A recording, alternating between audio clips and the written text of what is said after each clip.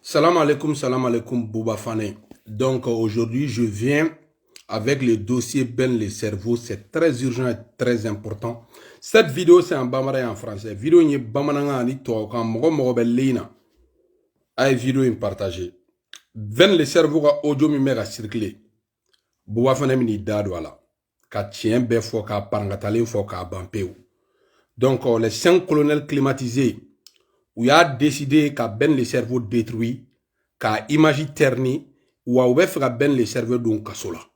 Donc, bah, ni bella jelen fait, mounou bellina. Ben le cerveau, ni dossier, n'a fait qu'à don. Ay vidéo iname.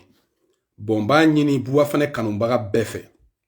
Aka vidéo partagé, aka kolongolo. Aka a jensen fambe. Problème ben nga page là. Na nega vidéo partagé. O de b'a to nga page b'a yɛrɛ sɔrɔ problème ba de bɛ nga page la parce que mɔgɔ dɔw bɛ o tɛ tiɲɛ fɛ a ye nga vidéo partager. Je demande à tout le monde de partager cette vidéo. J'ai un problème avec ma page. Aujourd'hui, les 5 colonels climatisés ont décidé de détruire Ben le cerveau comme ils ont fait à Kaoudim, comme ils ont fait à Imam Diko et tant d'autres. Donc, ils ont pris cette route avec Ben le cerveau. Ils veulent empêcher, saboter le meeting de demain de Ben le cerveau, parce que Ben le cerveau a décidé de rester derrière les plus défavorisés et dénoncer les mafias qui existent au niveau de la transition.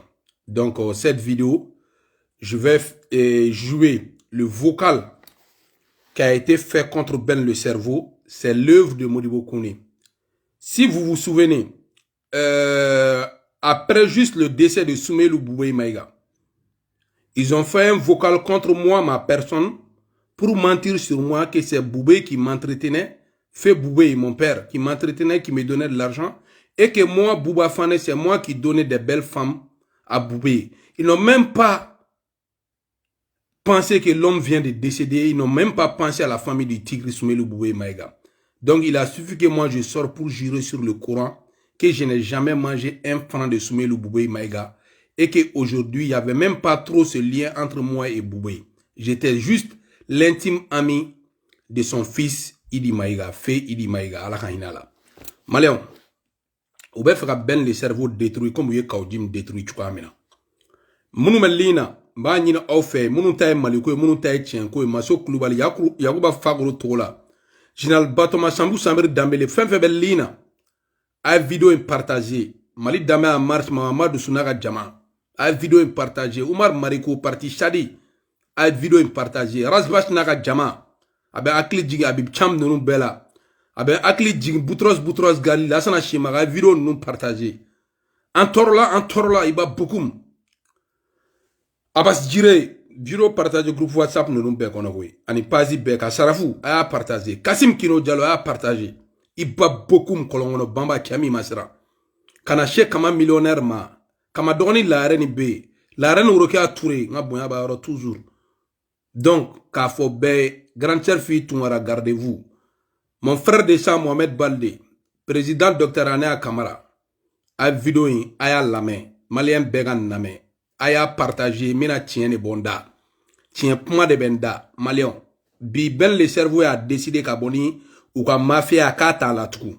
Ou be ka jamana na fulo suyen ka ta la. Ni yoro ina. Karante deselendo kumina. Karante deselendo kumina. Bila mba kuno sisa. Karante biométrique mimina le numna fre fantom ma wakele. Karante biométrique. Ou wari dobo. Ou be fe mgo ba ta chua mina mbolu bedo. Après ou kla ka warbo fantom kun chua mina wakele nglen bom fantom kun tadon primi mina fixé. Mba bedon. Abe souhaité mi mbolo mba bedon. Mgo mi mba kofe mba bedon. Sadio Kamara. Ika dossier ou be mbolo de. Dairou Mousso Fenega ministère la Sadio Kamara 25 milliards marché min bora sira glanko la Sadio Kamara mbo kalama dira mogo mi ma fene mbe dossier mbe ntege kono carte biométrique dossier mbe ntege kono Sadio Kamara ye dossier fenfege laba nunu na bila bebe ntege kono me mega barage dossier nunu kan bila mbe bonai parce que ben le cerveau bi ben machon aga galoma abega jamana don tonyo ben go katala Ben parce que ni a ben boraga pma ne boua fane no bala de ne re boraga ben interpellé kuna taille maliko e kaka boaga pma ngo parce que siente la wari be ga dunchu amna maleon na maka Abogar Sirigi Fomba, Bargatila, Bargatena Duela, wa, Fantan Touta, Fima Abogar Sirigi Fomba. Ebe Boke Ben contredire Dabklaki, Jo, Amega 9 milliards for Romina. Ere Dabklaki, Jo, 10 milliards 500 millions. Siente Kanga 10 milliards d'un Jamana Hona. Ani Alacha Malibe Etamina. Fantan Be Sengamina, Kongo Bime Mogola. Siente Kanga 10 milliards 500 millions d'un. Koron nun Dabitao. Nte ferantasi ma, parce qu'il trouve benda. Nebi toy Mogo Kilinkama. Oye alaka yine banu na nu numazana bilai banu ye ne fado mokedo ibe banu den febe ninga uba fiena ali banu ni moral tala na ne bubare abe yele aba fode ko chedman fle abe yele tellement que chogorba nko adi chogorba mais nun dabitaw dossier me la bene koron nun dabitaw bilai me ga dossier na be fomba ta ki da palakata dossier de corruption bebe ne de bola Maléon beboni tien be kalama c'est à cause de moi que Ben le cerveau est sorti pour se justifier. Aïto lina. Mina ben nga vocal j'ai qu'à décortiquer. Malion, Morbo Kone de Gabara nié. Les 5 colonels climatisés ont décidé aujourd'hui qu'à Ben Keko Kaujim. Wa abena meni Ben continuera. Ni alache uba don kasola. Uba don kasola kome Kaujim don kasola. Mais wadala ka fo bi. Dien ono malien bébé nyebe ga yele. Ben le cerveau est sorti flamke. Ali Ben a da élément. Parce que n'taro amena menacé. Ou bien ben blaga négocier pour que aben in konu nu joaga chien fo dabla soit aba don kasola mais ben bora kan kuma flami fo ba on bo be malien bebo malien be adon ka tay galoni ka te se kola bila o te se kola barga taula ni barga kuma ola bi autorité otita ka jari suka kunti ka to honorer ko parce que ko sona ko okol ka dale tomboktu yoro do la kurane ka takala murkala nga kala mo kun jagwa kolu kata murkala ni kala jagwa malien den to be ka kala nge malala bamako ubega minga kuluguru ubega minga kai ubega minga shigazo kolu to kere tomboktu villa kala mi mega kolu to kere me ko murkala ne be kala jagwa oteka tomboktu ge pays islamique be non bargaten nuna malien bega vidéo partager bargaten na bilay mais mi kla kana no dossier ani France dossier uni France bega segi nyogoma o la omna ben le cerveau don kasola donc ubega ou malon ke pompe olompode munu usu ko abala France uni France de be nyogon kala mashisha donc ne be ko imbe kala mabo ben le cerveau be romina bi obu be don kasola segu tungara barga tila masuro ga kila ni barga mila mta taxi bolu risi barga te e la segu barga te risi la wa barga te colonel nununa ubega minga segu e kan ngane fure mbo fie bi mente fera fie iminele ni ene mega video ke kan tuku komba la juga segu wallahi dono remene bulu sorashi nkrefo ba do ne bega puma fenfo kemenan nedo ben taka signe ka puma follow ne kan kunu segu nene puma boga video ke ka komiga kala juga upuntane kaso mbala nene kin dade lentora ka dossier ntoi fa abeni ala che upuntane kaso mbala segu bilay upuntane kaso mbala segu wallahi upuntane kaso mbala segu mais ata dombi mais aba wa dignité féré koro buma bel ni fanga bana ba sengare ni fanga bana ka ba bel le cerveau a compris ma munu melli na vidéo partager maintenant mina puma vocal ka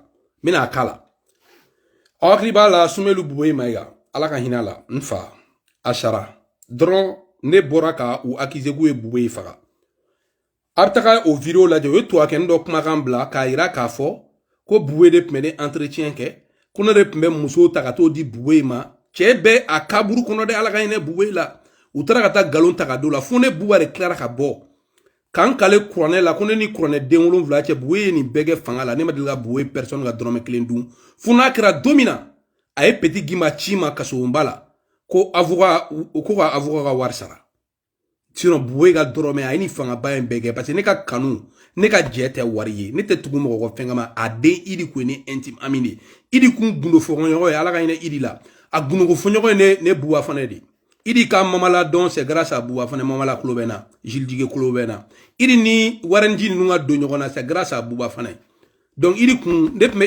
ne bolo idi j'étais son propre grand frère na dun desera djien koko la c'est buwa fane j'étais la solution pour idi donc apu kononi ni mogo jara drobe ja fene kama ne bora de kan kale croné la buwe salen ko fe ala ka hinala ko ne madilga buwe ga wardu kuma te ka be entretien ge bilay diengono moi je suis une solution pour les plus riches katmali fantan quoi bimbo fondala voilà famate malla mi ma go buwa be bulwar no fe Voilà, ola ne clara ka bokan kale kuranɛ la ibe ka fanga bɛɛ kɛ ni kuranɛ cɛ ne bɛ ka dɔrɔmɛ kelen dun ma deli k'an ba min ka enveloppe kelen minɛ dɔrɔmɛ kelen ni kuranɛ cɛ ma deli k'a minɛ parce que ne bolo kanu bɛ kɛ conviction de kan jɛ bɛ kɛ hɔrɔnya de kan ni ye ne Karim Keita ɲininka ne bɔra fo bi ni kuranɛ cɛ ne ma Karim ka dɔrɔmɛ kelen dun a tulo bɛ na Karim tulo bɛ na ne ma ka dɔrɔmɛ kelen dun Karim bɔra fo bi ni kuranɛ cɛ donc ne de bɛ se ka kuma malɛnsin bɛɛ ɲɛna n wasalen awɔ ne buwa fana ne de bɛ se ka kuma bɛɛ ɲɛna bon u y'o vocal kɛ ne contre la ne obligé ka bɔ kan kale kuranɛ la ne ka élément dara na ne puissance sɔrɔ parce que u y'a kɛ k'u b'o kɛ ko mɔgɔw bɛna bɔ ne kɔ donc olu ti buwa dɔn ne ka vie sirilen tɛ wari kama n'an bɔr'o la u y'a essayer Morokunego cellule de communication min bɛ yen n'u bɛ nin vidéo in dilan u y'a kɛ Mamu Digo fɛnɛ n'aw hakili b'a la u ni Digo tiɲɛna ɲɔgɔn ye u ye nin vocalinin dilan Digo fɛnɛ contre la k'a partager pour que ka Digo image détruire u b'o de kɛ Ben le cerveau la an bɛna Ben ka kumakanw lamɛn Ben y'a kɛ Ben m'a kɛ Mali bɛɛ b'a dɔn ka jama labɔ a tɛ bɔ fu kan denmisɛnnin minnu bɛ moto ta ka tugu Ben kɔ ka taa meeting la vive la transition à bas la France fɛn bɛɛ sanction de bɛ d'u kun podium bɛ loué de donc mɔgɔ mɔgɔ bɛɛ jeunes ɲɛma ko jama labɔ kɛ ni transition n'u ma taa wari minɛ sɔrɔsiw la u t'a minɛ opérateur économique la bloc u t'a la ne de bɛ nin bɛɛ kalama wari bɛ taa minɛ mɔgɔ mɔgɔ la opérateur économique b'a dɔn ne b'a bɛɛ kalama parce que u b'a dɔn ne bɛ se ka mɔgɔ to yen adamadenya de kama sinon Mali opérateur économique fɛn fɛn bɛ wari bɔ k'a don ninnu ka problème na ne buwa de b'a bɛɛ kalama u b'o dɔn o la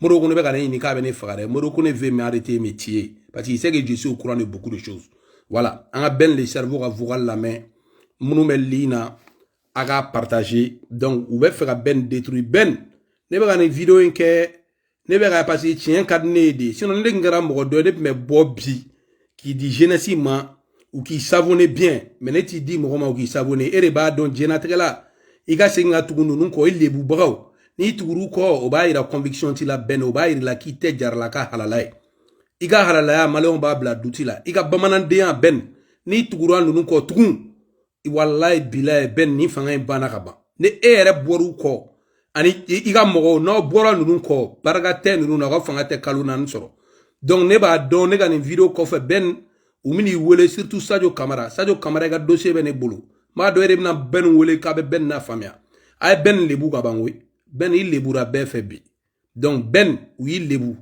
ne b'a dɔn a mɛnna ko Ben ni sɔrɔsiw tɛ ɲɔgɔn kalama don min na Ben le cerveau ye Mamu Digo photo bila a ka statut kan Mamu Digo danayamɔgɔ n ka foliba b'i ye Digo danayamɔgɔ dɔ ye ne wele ko Buba ko k'an bɔra ka imam photo caman Ben le cerveau ka statut kan k'e ye n faamuya la n k'a tigi ma n ko sɔrɔsi nin kɛrɛfɛ la ne b'a bɛɛ kalama u ni Ben man di tugun fura bɛ yen fura b'u ni Ben ni ɲɔgɔn cɛ donc voilà u ye Ben janfa fangakɔrɔ mɔgɔ dɔw bɛ yen u y'olu de ta ka mouvement créer ka d'olu ma wari min tun bɛ di Ben le cerveau ma k'a dɛmɛ a ka jamalabɔ la u b'o moyen ta ka di olu de ma a n'a marché n'a fɛnw bɛɛ mais an b'a basakili ti mais Ben le cerveau n'i tugur'u kɔ u y'i lebu an ka lamɛn u ye min dilan Ben kama audio in ye 6 minutes 3 an ka jan ka lamɛn bɛɛ k'a partager.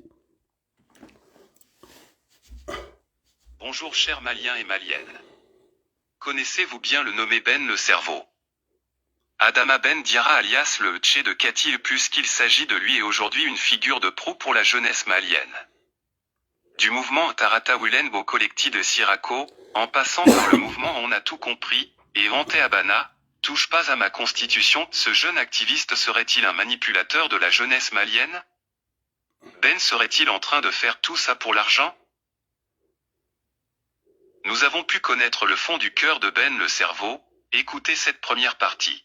Bon, il y en a la première partie là, mais mon belina a partagé. Vous avez voix clé utiliser pour faire contrôle la galon tagadana. Mais comme n'est pas dans Mali Beni Kouane les boutena. Ouais, kabine fitini. Ko bisa ga sininga ene manete dola de. Ko bisa ga sininga ene manete dola de. Parce que ne wasolo nga de yere de. On fait sininga de be no. Ne buare bana kan ay rol kan banga rol to continuer bep madon wa klikadi. Nyem banga rol to continuer kata war nyini parce que on fait ni fentiki. Ah, il s'en a des fois, quand tu deviens majeur, il faut aller chercher pour toi. Voilà. Ne le pas fort, copilai, ni tranga douro, va faut boire, faut fait lui-même. Ne bengo beau fort, un beau fort, bé, mon va boire, ne intan ni yere. En relation, ni yere da ni yere, so mo ma ne mare. Ne ben disi go suno de. somo man sidnema ne bara de kam ba e olma nga che ga bara ga anta soro voilà mo man do avion ono ne ta dien du man bela ni ga bara gli donc ben le cerveau wen ñogona de kenna ku bene image terni ko bu wéri jore nun ne alhamdulillah ne bora kan kale qur'ane law parce que olu yoron na ne te soro la fama ne rebe je fama fe nga mo ta ga warla bilay fama bebse go fo voilà deli ga gale ne mare mais ni événement be ni opérateur économique num se kan deme bu am bu no che bu wele nga événement be u ba do ala fene voilà sinon ka nga bara bla ga tuki ko non ala mané daga ne goy kan ne ka bara bla ga tuku mo ko warba bulu non nim na ne deme nga événement na ben deme yani ga ne dige jiga dun nan dema amne la ne ga jenata ka ro de bilay ne ben nkalama anga ben na me o ben détruit be ga partager munu be lina wa be ga ben le cerveau détruit tan ben ni tugura nu ko dron ko rete ala la de ni bora ki ben nu deme comme alni jien almami beri nani deli kati beri tari deli au fe ben ni tugura nu ko bilay te halalay ite halalay flani ki lebu ben yana ben wi lebu de wi lebu fara anga lame wi ben lebu fara anga lame. Bonjour chers Maliens et Maliennes. Connaissez-vous bien le nommé Ben le cerveau?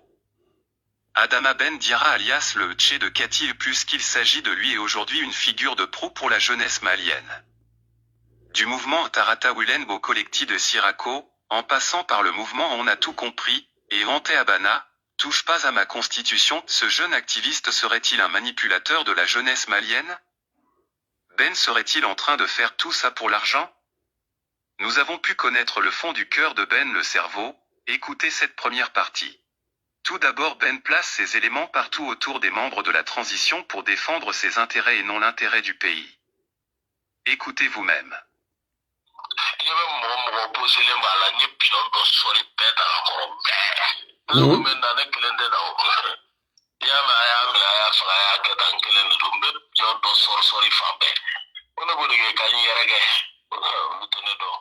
Le pion de Ben le cerveau parmi les ministres était la ministre Founet, écoutez vous-même.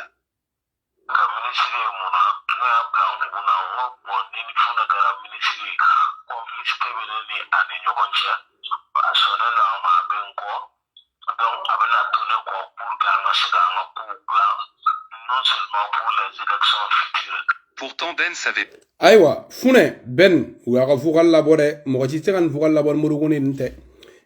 Nabi Visco a vidéo partagé. Mina foy. Ni téléphone me mo bolo malla ki donendo. Me conseil do dawma. Fin vidéo intime autorola aya boga téléphone kono.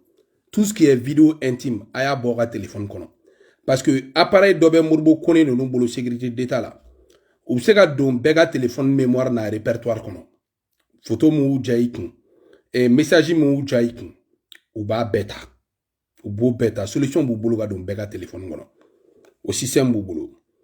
Solution flana fana mui yani ATT ka bin 2012 ou appareil chano wakati presque 4 milliards ne rebega fo. Donc ni appel keni Mali numéro al ni ya keni turai. Tant que appel bête même Mali et réseau refait. Ou bi pumakana me na ija PC fallait ngo keme téléphone fallait ngo keme.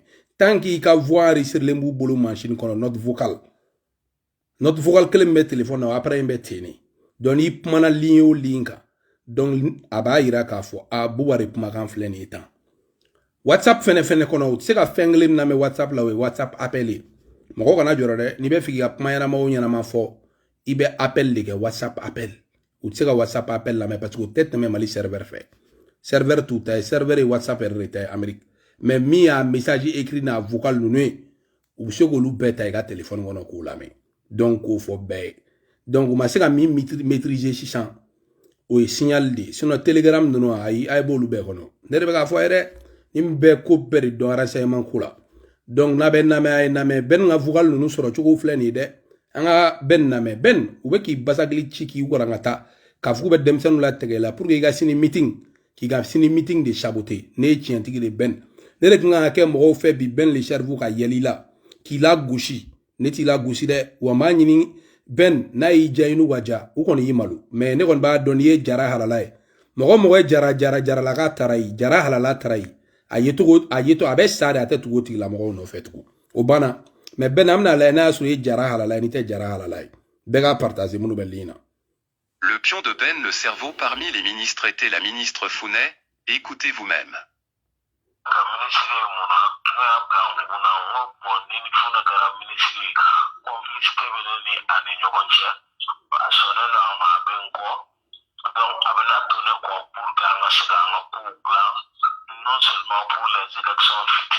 Pourtant Ben savait bel et bien que Founet travaille pour la France et que Founet est dangereuse dans cette transition. Écoutez vous-même.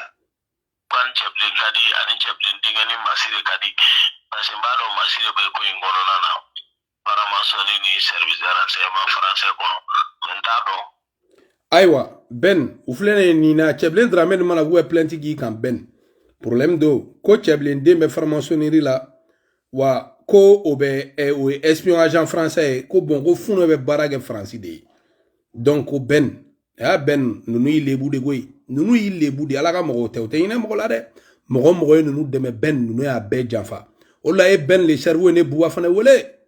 Ko i korokaw de do kanga benkula ko anga benkula pour que ne bise ka segi anga ni ko ndabla nki ma ngonte segi ale milliard ten na segi ni wanete nto ni ne jamfa tiuri uni mogo jera uti toy o mak asima kawjim toy yoro mina kawjim yere da ya ke president si sanga bo vice president la mo toy u bube mi u deme u ma bube toy mogo nu deme o ya be jamfa edara o u deme margo ina mu tuna edara fene ku uchuni bani fene uchuni bani palakata pa. Pour la France et que Founet est dangereuse dans cette transition. Écoutez vous-même.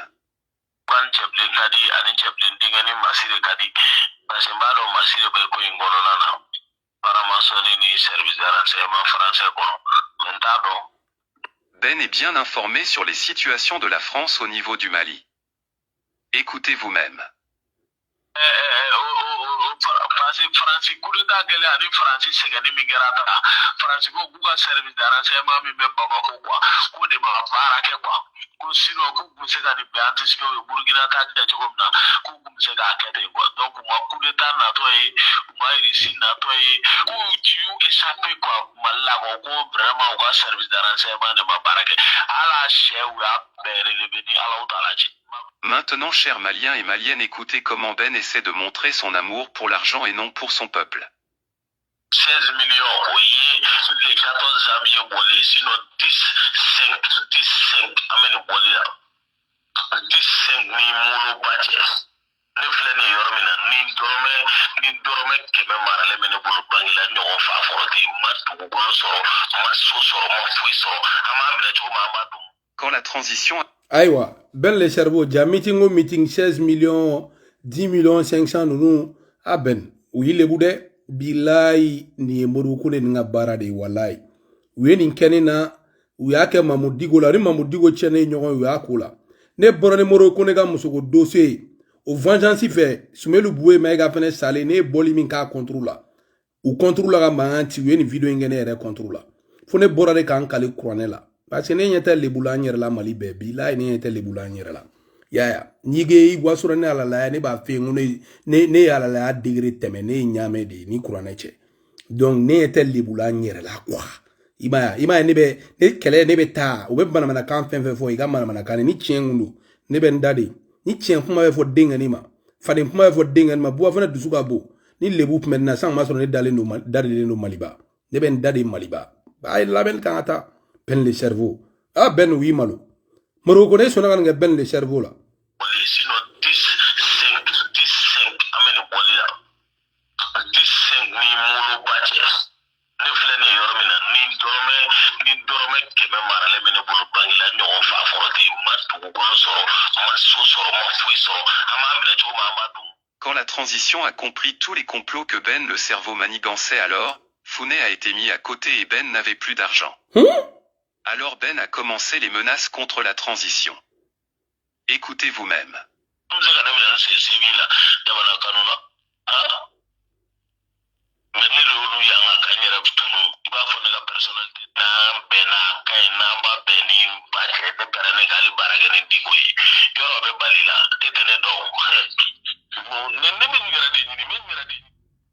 Donc Ben Maboko a fait perdre la baragen digoya. C'est pour que les poumons d'amener. Domina digo photo yera benga statika. Digo ka baradroit bado ene wuli. Kanto dugula. Ko buba.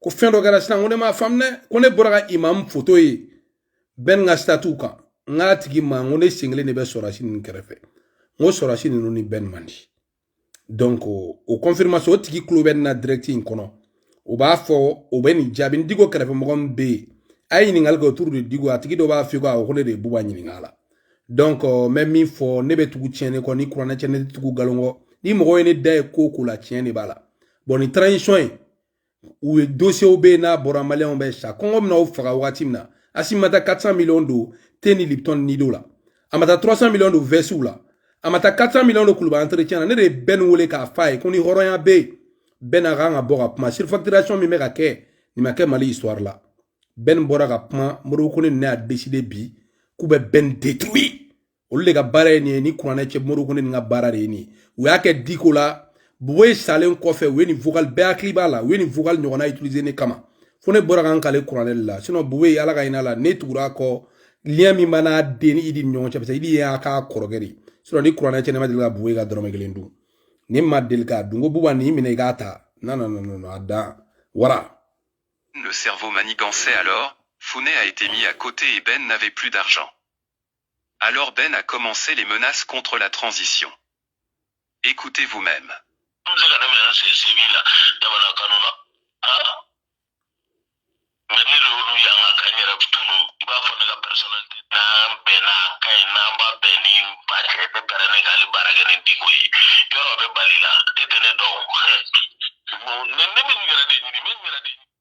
Ben avoue qu'il va activer ses relations rébellion à Kidal si jamais la transition ne lui donne pas de l'argent.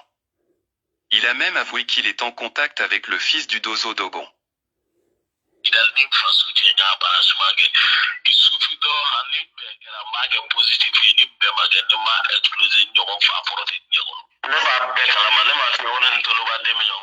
Ben dit qu'il n'a pas choisi des éléments de sa famille pour les placer dans la transition. Bon, ou bien ni vocal la bo amna me we fra Ben don kasol la.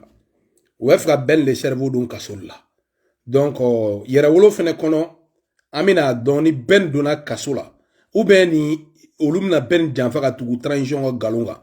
Donc malon bina dala ko transition tientala. Munu me lina mani na ofe. A vidéo partager Ben ne koni halala Ben ne jarala ka yera wolo. Lutila moro ke tan numa stranga kasogare e Mandela numa stranga kasogare Ben ne esegini ko ka nu deme galonga faden kene ka Ben wallahi billahi horete ite jarala ka yere ite halalai donc ansigile nya bilare Ben en tout cas ne konte mo blauki nini ko ki dogan kola moi je sais et je confirme à 1000% c'est Morbo Kone qui est derrière ce vocal. Morbo Kone gani agence de communication et ivoirien bala bebala Neba kalama. Il y a des Ivoiriens dedans, au lieu de recruter les deux, ça kalola ou bebala, neba be kalama. Agence qui met ce type de rominamba bedon. Donc, en la mel gangada.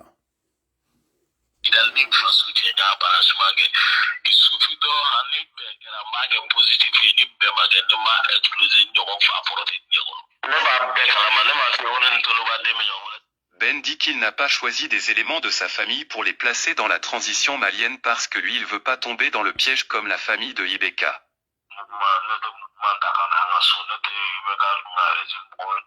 Après avoir compris que Ben est un danger pour le Mali Koura, tous les cadres de la transition ont refusé de recevoir Ben le cerveau chez eux. Écoutez la colère de Ben le cerveau.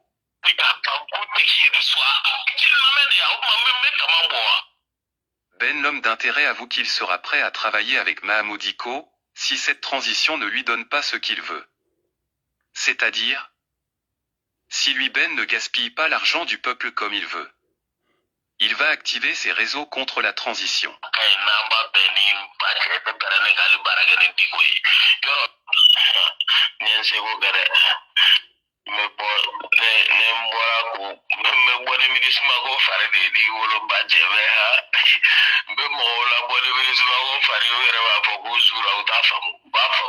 Ben dit que bon, Ben nare Ben vogali nini alache morogone ni faga Ben morogone ni faga donc le ben ke kana ki kono kini mo gombe pmana de ko di de o mi di de vogalu be soro chungam ne ba bedon Ben bilai ne ba bedon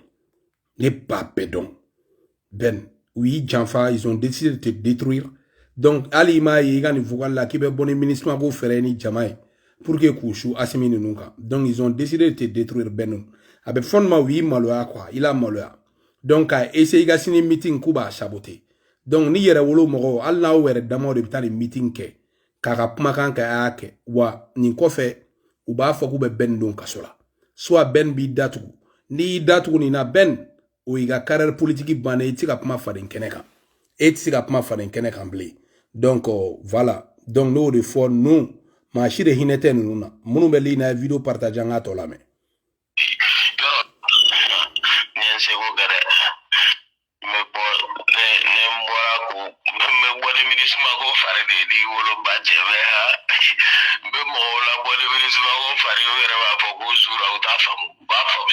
Ben dit que, lui Ben le cerveau, fera tout pour regrouper la jeunesse et les manipuler tout en les faisant sortir les patriotes dans les rues pour mener un combat faisant croire qu'il veut chasser la MINUSMA alors que son idée est de pousser ces jeunes leaders fidèles au Mali Koura de se révolter contre la transition.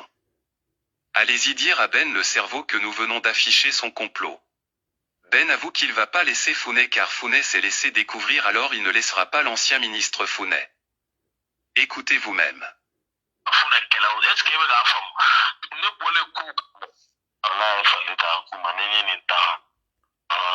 Bon, Maléon, am to kapma do fo wi moro ko ne kan vocal en voulant détruire Ben le cerveau. Il faut la transition de vraie image ira mo la. An ya fo Maléon nye ku be ka bon Maléon nye ko aba la France. Ko aba la France te pour que ka Maléon na nyine ou desel ndo ka dugu gérer kanya. Donc nous go aba la France.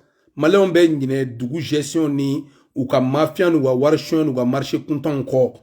Donc nous nyine no ko kele bebe ka aba la France. Maléon naba onyele onyele ni kurane chenu numana malikama neni kurane denwulon vla cheni nan kurane men teke daka neni kurane denwulon vla chenu no shweni min ke transition kono billahi aga bon haklima e carte biométrique ko o bembolo kuruba ko be kuruba surfacturation yo ala de oubla kato publier awre nyeba la marché d'état abe dit conseil des ministres la nasra 1 milliard ma mais nous clé aba me conseil des ministres mena go marché d'état do di mogodoma parce que ou be ka pedi gré à gré la ka milliard umne wari min dira carte biométrique la ne ba be kalama lamam na marché lamam kara sécurité intérieure la ne bo lu be kalama marché fin kara laba ina bama kwa dira mogo ma ne ba be kalama kanam siège marché dira mogo ma ne ba be kalama mais bonawe bilay donc ben le cerveau ne toura ngo tu ngo reti halalay bilay tien kelege ben tien kelege boyga tien kelege parce que ba yira 600 que t'es wari ko ka malon nyuila ubi ga luti tien mais ou fene ka mafia kana blada ben bilay ou be fegi donc kasola ego kawjimni o reflet ni ta parce que vocal ni flene yoro ama yini cheblin drame fa kana réagir à qui ga film naje na astro ben fene be ga ninke ka tugu uko ni tura transition ko ni cheblin plendi do igandre be minere ben voilà juju era ni transition teblin parce que asimi juju era dianfa ay maïsra o dianfa an to continue lupta grève le 29 pour 5 jours. Et les manipuler tout en les faisant sortir les patriotes dans les rues pour mener un combat faisant croire qu'il veut chasser la MINUSMA alors que son idée est de pousser ces jeunes leaders fidèles au Mali Koura de se révolter contre la transition. Allez-y dire à Ben le cerveau que nous venons d'afficher son complot. Ben avoue qu'il va pas laisser Founet car Founet s'est laissé découvrir alors il ne laissera pas l'ancien ministre Founet. Écoutez vous-même.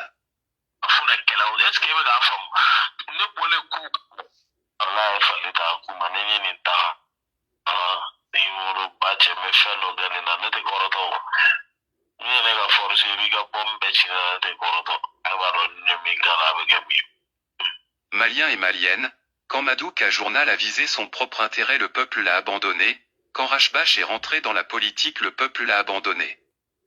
Eh bien Ben le cerveau se sert de sa popularité devant le peuple pour s'enrichir. Quel sort pour lui peuple du Mali? Le Mali Koura n'a pas besoin de ça.